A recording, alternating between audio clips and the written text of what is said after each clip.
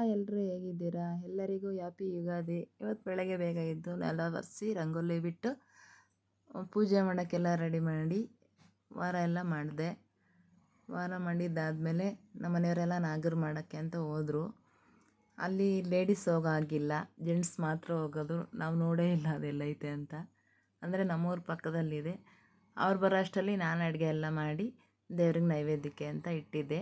ನಾವು ಹೀಗೆ ಬಳೆ ಎಲೆ ಮೇಲೆ ನೈವೇದ್ಯಕ್ಕೆ ಇಡ್ತೀವಿ ದೇವ್ರಿಗೆ, ದೇವ್ರ ಮನೇಲಿ.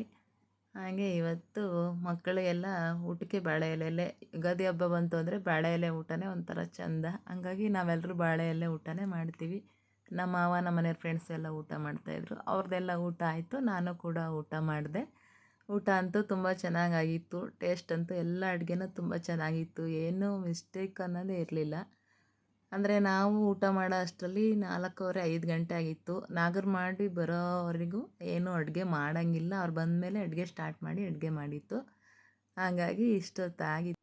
ಇದಾಗಿತ್ತು ಫ್ರೆಂಡ್ಸ್ ಇವತ್ತಿನ ವಿಡಿಯೋ. ಹೇಗಿತ್ತು ಅಂತ ಕಮೆಂಟ್ ಮಾಡಿ.